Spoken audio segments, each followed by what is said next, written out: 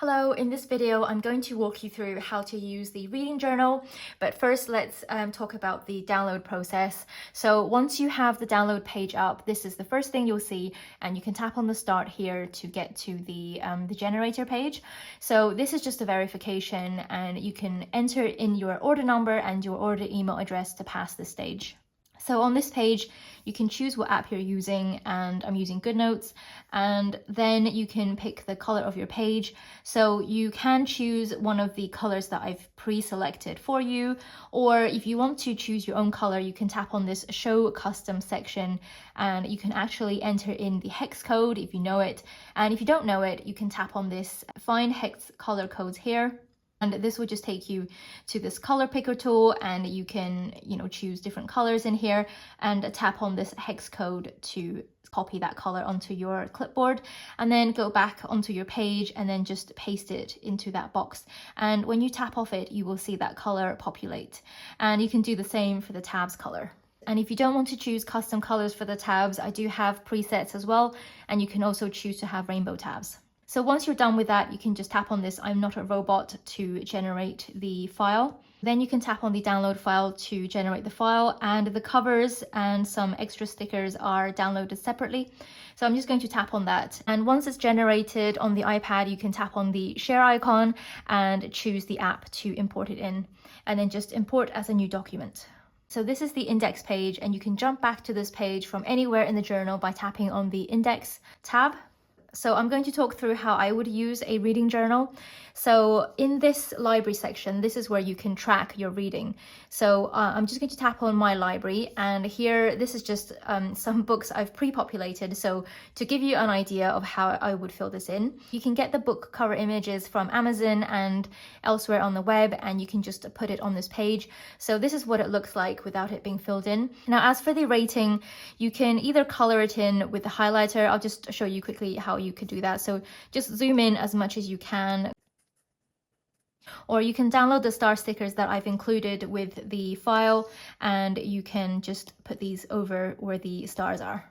Once you've filled up the page, you can just tap on the other pages using the buttons here at the top to jump to the other pages.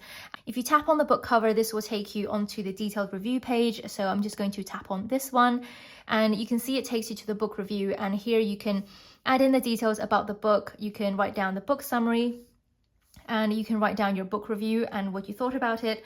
And there's also space to write down some notes, and you can also draw some doodles if you want to. And here is the button to take you back to the book library. So if your book is part of a series, you can add them to the series library, and this basically just works in the same way. You can insert the book picture here, you can rate it, and you can tap it to go through to the series overview. So this is basically somewhere that you can write the review of the entire series, and you can put down the details of the different book titles in that series, and you can also rate them individually. If you want to review an individual book in the series, you can do that. If you just swipe to the next page, here is a template for the book review, and this is for one book in the series. So if you use up this page and you want to do the next one in the series, you can just copy and paste this page. So in GoodNotes, you can just tap on this Add Page button and tap on Current Template. And to access the My Library and Series page quickly, you can tap on the tabs down the side. So this takes you to My Library, and this takes you to the series tracker. So next I'll talk through some of the other templates. So here is a page that you can write down your reading goals. I mean, you don't have to complete every single template in this journal, of course, it's just whatever you want to write. But I do have these pages if you want to track your reading goals. And then I have a page for currently reading, and you can also access this by tapping on the current read tab. So this will take you directly to this page. If you've reached the end here, you can turn the page, and here is more of the reading log.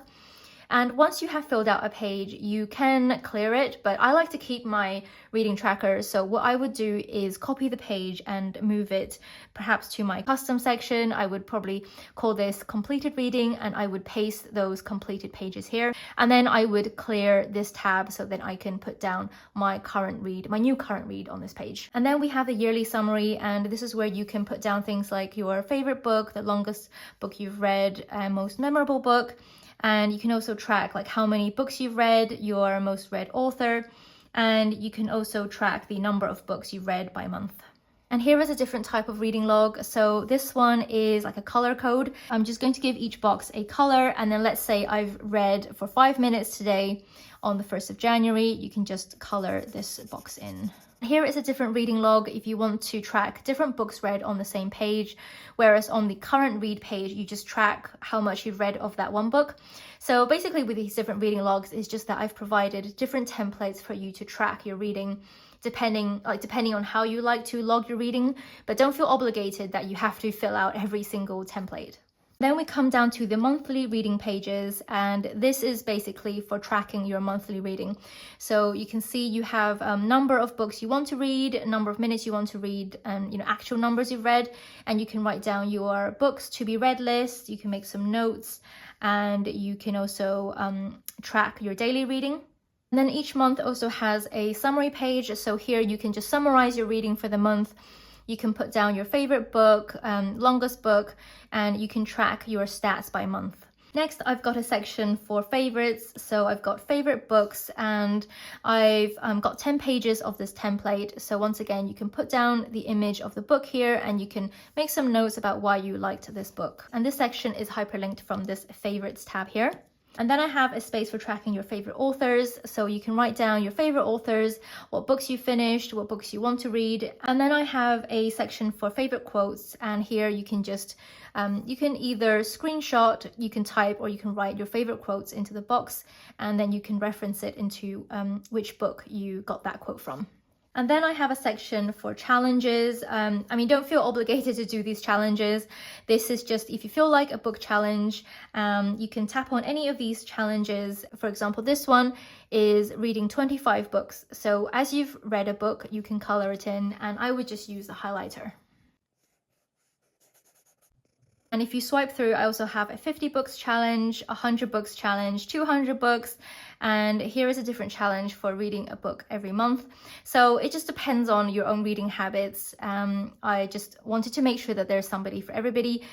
And up here, I have some more lists and trackers. And this page you could either use as like a reading challenge. You could color in the books as you read a book, or you could write down your reading onto these books. And here is a different books list. So this is kind of like the bookshelf, but instead of having a visual, it's like a list. So you can write down the books that you have and if you've read it or not, and then you can give it a rating. And then we have the wish list, and you can also access the wish list from the tab on the side. And this is just books that you want to read, and you can write them down here, and you can track whether you've bought them and when you've read them. If you started reading a book but didn't finish it and you don't want to put it in the library, I do have a section for tracking unfinished books, and here you can write down the book details, and in the notes section you can put things like why you didn't finish that particular book. Here you have the collection pages, and each of these is hyperlinked, so you can tap through and here is your collection. So how I would use these is to make your own book collections. For example, you could do a collection of fantasy books or a collection of summer reads. So you can just make your own collections, and in the index page you can title this. You can either write or use the text tool. And then we have the custom sections, so you can either jump to them and just use this as a notes page, or you could use this as a divider page. So what you can do is, for example, say, I don't know, completed challenges. And then you could put your templates here. So once you've filled in one and you want to do another 25 books challenge, you can just copy this page and paste it behind one of these dividers. So you could just put it after this divider, and that frees up the original template. And then down at the bottom here, I just have some note papers, and you can use these for taking notes. And if you need more than one copy, you can duplicate the page.